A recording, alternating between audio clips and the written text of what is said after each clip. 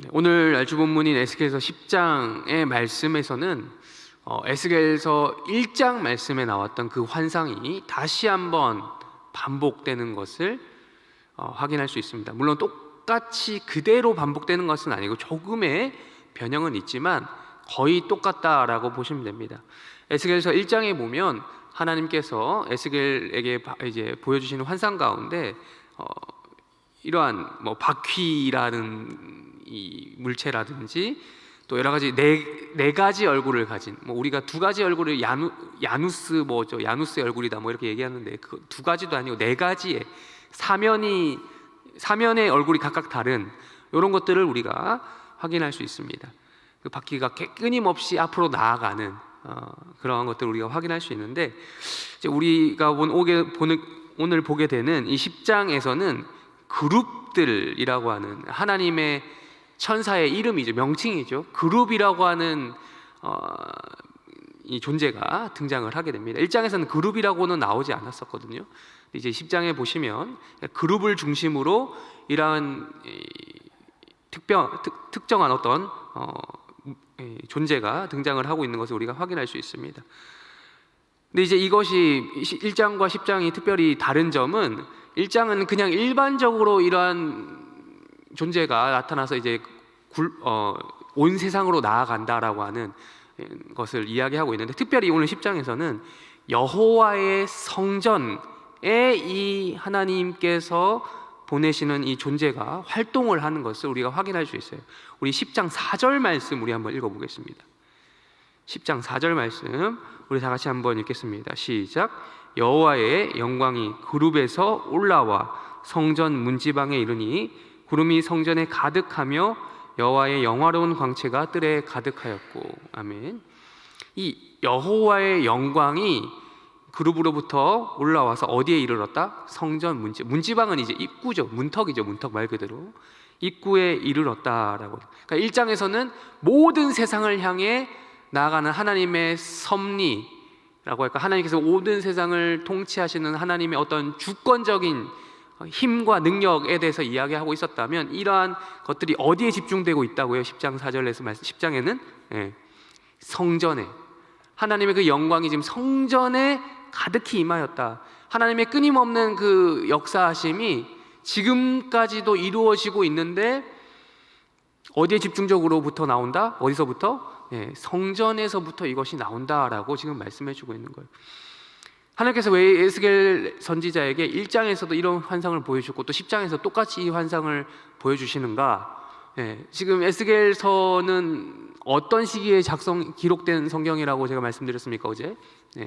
포로기, 유다가 망하고 지금 포로로 붙잡혀져 있어서 하나님의 영광이 전혀 보이지 않는다. 하나님이 과연 계신가? 옛날에는 신대 신의 싸움이었잖아요. 바벨론의 신에 의해서 유다가 믿는 그 하나님은 패배하고 지고 없는 신이 아닌가, 죽어버린 것이 아닌가라고 하는 근본적인 의문이 이 유다 백성들 가운데 있었을 것이죠. 근데 아니라는 거죠. 하나님께서는 지금도 바퀴라고 하는 것 자체가, 이게 바퀴가 막 굴러가잖아요. 하나님께서 자신의 그 모든 이 세상 모든 만물을 주관하고 계신다라는 것을 보여주는 환상인데, 그것이 1장에서 그렇게 표현되었고, 바벨론을 포함한 모든 온 열방을 하나님께서 다스리고 계신다라는 그런 환상을 보여주셨는데, 오늘 10장에서는 특별히 그것이 어디서부터 시작된다고요? 출발되는 곳이 성전이다라는 거예요. 하나님의 영광이 출발되는 지점이 바로 여호와의 성전이다. 그 영광이 여전히 머물러 있다라는 것을 환상을 통해서 하나님께서는 이 에스겔에게 보여주시는 것이죠. 그래서 이제 넘어가게 되는 것이 바로 오늘 본문 18절에서 20절 말씀인데, 우리 18절과 19절 또 읽어보도록 하겠습니다. 다시 18절과 19절 읽겠습니다. 시작. 여호와의 영광이 문지방을 떠나서 그룹들 위에 머무르니 그룹들이 날개를 들고 내 눈앞에 땅에서 올라가는데 그들이 나갈 때 바퀴도 그 곁에서 함께 하더라. 그들이 여호와의 전으로 들어가는 동문에 머물고 이스라엘 하나님의 영광이 그 위에 덮였더라. 아멘. 그러니까 1장에서는 이 사면, 이 네 가지 면의 이 사각형이라고 해야 되나, 하여튼 네 가지 면의 그 얼굴에 소가 있었거든요. 근데 여기서는 이제 우리가 읽지 않았지만 14절을 눈으로 보시면 소 대신에 소의 얼굴 대신에 그룹의 얼굴, 첫 번째면은 그룹의 얼굴이다라고 이야기하고 있어요. 예. 그래서 그 그룹이 중심이 되는, 그러니까 그룹이라는 것은 하나님의 천사죠. 하나님의 영광이 이제 현현하는, 드러나는 가장 확실한 증거가 될 수 있는 것인데, 그룹의 얼굴이 나와 있는데, 특별히 우리 읽었던 18절에 보시면 하나님의 그 영광이 성전 문지방을 떠나서 어디에 머무른다고요? 그 그룹들 위에 머무른다라는 거죠. 그래서 19절에서 이렇게 이야기합니다. 그 그룹들이 어디를 갑니까? 나아가게 되는데 성전에 머무르지 않고 어디로 나아갑니까? 이스라엘 영광이 여호와의 전으로 들어가는 동문에 머물렀다라는 거예요. 계속해서 그 하나님의 영광이 계속 움직이고 있는 거예요. 하나님의 영광을 그 자리에 계속 성전 안에 갇히신 게 아니라는 거예요. 그 성전으로부터 출발해서 온 열방을 향해 나아가시는 하나님의 어떠한 적극적인 섭리와 활동을 우리는 이 본문을 통해서 확인할 수 있는 것입니다. 우리 눈에 보이지 않더라도. 심지어 에스겔서 당시에 유다 백성들 가운데 그렇게 뭐 하나님이 어디에 있냐 뭐 이런 말을 했을 거 아니겠습니까? 그런 것 가운데 하나님께서 이런 말씀을 허락하시는 것이죠. 우리 오늘 날주 본문 시편으로 넘어가겠습니다. 시편 49편 말씀 우리 한번 보시도록 하겠습니다. 시편 49편 말씀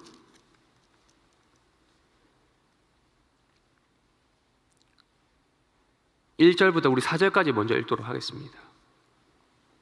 시편 49편 말씀 1절에서 4절까지 우리 다 같이 함께 읽겠습니다. 시작. 무 백성들아 이를 들으라. 세상의 거민들아 모두 귀를 기울이라. 기천 빈부를 막론하고 다 들을지어다. 내 입은 지혜를 말하겠고 내 마음은 명철을 작은 소리로 읊조리로다. 내가 비유에 내 귀를 기울이고 수금으로 나의 오묘한 말을 풀리로다. 아멘. 우리가 이 에스겔의 환상 계시를 우리가 또 말씀을 통해서 확인했는데, 마찬가지로 오늘 시편 49편에서는 이러한 비슷한 이야기를 해주고 있습니다. 비유라는 이야기를 하고 있고 3절에서는 지혜라는 이야기를 하고 있습니다. 4절에서 비유라고 했고, 지혜와 비유. 하나님께서는 항상 말씀을 주실 때 참 우리가 선뜻, 그러니까 직설법이라고 하죠. 이거 해라, 뭐 저거 해라 라는 말씀도 하시지만, 그렇게 해서 못 알아들을 경우 이런 식으로 돌려서도 말씀하시는 거예요. 하나님께서 왜 우리에게, 특별히 예수님께서 왜 우리에게 비유로 말씀을 많이 하셨을까요? 그리고 이런 왜 환상, 어떤 뭐 그림 언어로 이미지로 그렇게 말씀을 많이 하셨을까요? 이미 율법에서 하나님께서 이래라 저래라 해보셨잖아요. 하나님께서 율법에서 해라 하지 마라 다 정해놓으셨잖아요. 근데 이스라엘 백성들이 어떠했습니까? 그 말씀 다 들었습니까? 안 들었습니다. 하라고 했는데 안 해요. 그러니까 하나님께서는 똑같은 말 또 반복을 하고 싶어도 안 들을 거 아니까. 우리 부모님들도 그러지 않습니까? 우리 자녀들에게 해라 마라 이런 것들을 이제 했을 때 말 안 들으면은 똑같은 또 말 또 하기, 뭐 재방송하기 좀 그렇잖아요. 그래서 돌려서 말하고 이리 말하고. 하나님께서 지금 비유로 에스겔에게 주셨던 환상도 그런 의도로 계속해서 주시는 거예요. 어차피 근데 그 본질을 꿰뚫고 보면 사실 똑같은 말씀이거든요. 마찬가지로 오늘 시편 49, 방금 우리가 읽은 시편 49편에서도 백성들아 들으라. 뭐겠어요? 하나님의 말씀, 구약에 그 율법에 나왔던 율법 그대로겠죠. 하나님 사랑하라, 이웃 사랑하라, 똑같은 거 아니겠습니까? 그것 가운데서 뭘 말하겠다는 겁니까? 다 들으라는 다음에 지혜를 말하고 비유로 말하겠다라고 이야기하는 거예요. 이 오묘한 말을 자기가 풀어보겠다. 근데 5절 이후로 나오는 시편 49편 5절 이후에 나오는 말씀이 우리가 전혀 모르는, 이해 못할 그런 말씀이 아니거든요. 매우 잘 알고 있는 그런 말씀입니다. 여튼 우리가 이 환상을 본 에스겔, 그리고 뭐 그 말씀을 통해서 우리가 계시를 받은 우리라고 할까요? 우리에게 허락되는 이 말씀이 무엇입니까? 5절 우리 한번 읽어보겠습니다. 5절도 읽겠습니다. 5절 읽겠습니다. 시작. 죄악이 나를 따라다니며 나를 에워싸는 환난의 날을 내가 어찌 두려워하랴. 환난의 날 어찌 두려워하랴. 에스겔서 당시에 두려움이 이스라엘 백성들 가운데, 유다 백성들 가운데 나라가 망하고 두려움이 가득했습니다. 어떻게 하면 우리 집으로 돌아갈 수나 있을까? 성전도 다 무너지고 지금 뭐 흔히 말하는 농락당하고 이런 수치를 당하고 집 잃고 다 재산 다 잃어버리고 이런 것 가운데 어떻게 해야 되나? 라는 이런 생각들이 있었고 두려움이 그들을 사로잡았을 것입니다. 마찬가지로 우리도 하나님 말씀 여호와의 성전에 영광이 없으면, 하나님의 영광이 안 보이면 세상의 영광이 보이는 그 순간부터 세상의 영광은 우리에게 평안함을 가져다 주지 못합니다. 세상의 영광이 반짝거리고 화려해 보이지만 그 영광에 집중하면 그것은 오히려 우리에게 뭘 준다고요? 5절에서 이야기하듯이 두려움을 주는 거예요. 두려움. 우리 6절도 읽어보겠습니다. 6절 시작. 자기의 재물을 의지하고 부유함을 자랑하는 자.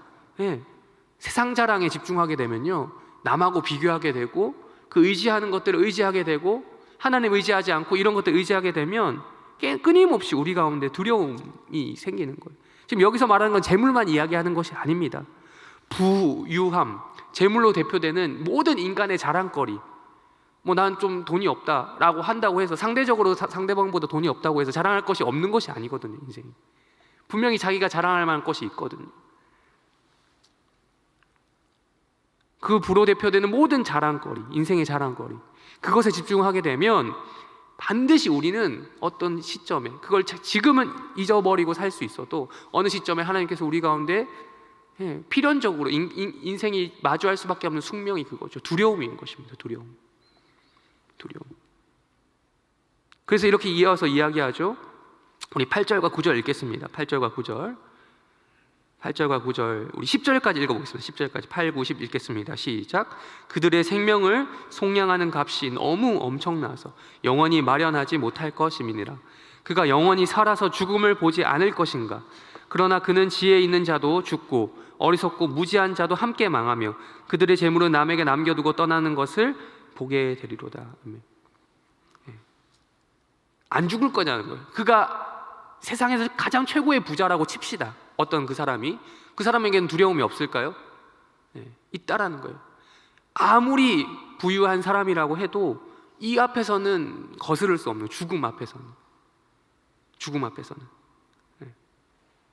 죽음을 대신할 만한 속량할 만한 값은 그 어느 누구도 가지고 있지 않다. 부라는 것이 다 그런 거 아니겠습니까? 이 세상에서 살아가기 위한 인간에게 허락된 그거 아니겠습니까? 육신의 생명을 유지하기 위해서. 그 죽음 앞에서는 의미가 없다라고 말씀은 이야기하고 있는 것이에요. 여기서 반전이 필요한 것이에요. 하나님의 영광, 성전에서부터 시작되는 하나님의 영광에 다시 한번 집중하는 그런 것들이 필요한 거예요. 오늘 새벽에 우리 이 자리에 나오셨는데 하나님의 영광을 경험한 자들은 어떤 고백이 나옵니까? 1절부터 14절까지 그런 말씀을 하고 15절에 반전이 일어나는 것이. 우리 15절 읽겠습니다.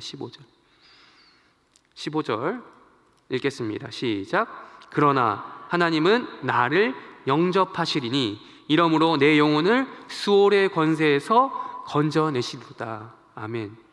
하나님은 나를 어떻게 하신다고요? 영접하신다. 감히 내가 예수님을 영접한다는 말은 우리가 많이 들어봤습니다. 예수님의 이름을 영접하는 자, 그에게는 우리가 구원이 주어진다, 이 말씀 우리가 잘 알고 있는 말씀인데, 반대로 지금 시편에서는 하나님이 나를 영접하신다. 이게 얼마나 경홀한 좀 그런 말씀일까요? 하나님이 나를 영접하신다. 물론 영접이란 말이 이렇게 떠받들어 준다는 말보다는 원어적으로 보면 이제 받아준다, 이런 뜻인데요. 받아준다. 어쨌든 하나님이 나를 받아주신다 라는 말씀을 지금 시편 저자는 하고 있어요. 감히. 근데 하나님이 우리를 받아주시지 않으면 근본적으로 우리라는 존재, 인간을 받아줄 존재는 이 세상에 그 어느 누구도 없는 거예요. 그러니까 이 말씀밖에 없는 거죠. 하나님이 나를 영접하시리라. 오늘 새벽에도 이러한 하나님께서 나를 영접해 주신다라고 하는 은혜가 우리들 가운데 있기를 주님의 이름으로 축원합니다. 수월의 권세에서, 수월이 뭡니까? 죽음을 또 다른 말로 표현한 구약의 방식이죠. 지옥, 사후, 지옥이라고 말하면 안 되겠고, 이게 죽음 이후에 그러한 것들을 표현하는 구약의 대표적인 말인데요. 죽음, 그에게 죽음이 온다고 할지라도 그 권세에서조차 건져내실 하나님을 우리가 의지하게 되는 것입니다. 그래서 16절 이후에도 똑같이 쭉쭉 얘기합니다. 그가 16절 우리 한번 또 읽어볼게요. 16절 읽어보겠습니다. 시작. 사람이 지부하여 그의 집의 영광이 더할 때에 너는 두려워. 그러니까 치부하다라는 말이 뭐 치부한다 그런 우리 그런 흔히 쓰는 말이 아니고 부해져서 그의 집의 영광이 더할 때에 두려워. 그러니까 부해지는데 왜 두려워합니까? 아까 말씀드렸던 그것이죠. 부해질수록 사람은 더 불안한 거예요. 더 부유함이 없을까? 혹시나 이 부가 무너지면 어떻게 할까? 지금 당장에 먹고 살 것이 문제가 없음에도 불구하고 그것을 염려하는 것이 우리 인간의 특징이잖아요. 그것에 두려워하지 말지어다. 앞에서 했던 말씀을 똑같이 반복하고 있는 것입니다. 이 말씀을 통해서 우리에게 허락되는 것이 무엇입니까? 20절 마지막 절 우리 한번 읽겠습니다. 시작. 존귀하나 깨닫지 못하는 사람은 멸망하는 짐승 같도다. 존귀하다는 말이 여기서 뭐 다른 존귀가 아니라 부귀영화를 가지고 있는, 세상 부귀영화를 가지고 있는 그 자체를 이야기하는. 아무리 세상 부귀영화 다 가지고 있다 하더라도 이 말씀을 통해서 하나님의 영광, 성전에서부터 시작되는 그 하나님의 영광을 깨닫지 못하는 자는, 그것을 알지 못하는 자, 하나님이 이 세상의 자랑거리가 나를 영접해 주는 것이 아니라, 부와 재물이 나를 영접해 주는 것이 아니라 하나님이 나를 영접해 주시지 않으면 그걸 깨닫지 못하는 사람은 뭐와 같다고요? 멸망하는 짐승 같도다. 오늘 이 새벽에 이 말씀 우리 가운데 여호와의 전, 성전으로부터 시작되는 그 하나님 영광을 맛보기에 이 자리에 나온, 새벽부터 나오신 여러분들 가운데 이 말씀이 우리 가운데 적용되기를 주님의 이름으로 축원합니다. 하나님을 오늘 하루도 이러한 것들, 세상의 자랑거리를 자랑하는 우리가 아니라 하나님을 자랑하는, 그래서 시편의 궁극적인 목적이 무엇입니까? 이 말씀을 통해서 하나님을 찬양하는 것 아니겠습니까? 하나님을 자랑함으로 말미암아 하나님을 찬양하시는 오늘 복된 하루가 되기를 주님의 이름으로 축원합니다. 우리 다 같이 주기도문으로 기도회를 마치고 각자 개인 기도 제목 가지고 기도하시다가 때가 되면 돌아가시기 바랍니다. 기도하겠습니다. 하늘에 계신 우리 아버지여, 이름이 거룩히 여김을 받으시오며 나라의 마옵시며 뜻이 하늘에서 이루어진 것 같이 땅에서도 이루어지이다. 우리에게 일용할 양식을 주옵시고 우리가 우리에게 죄 지은 자를 사하여 준 것 같이 우리 죄를 사하여 주옵시고 우리를 시험에 들게 하지 마옵시고 다만 악에서 구하옵소서. 대개 나라와 권세와 영광이 아버지께 영원히 있사옵나이다. 아멘.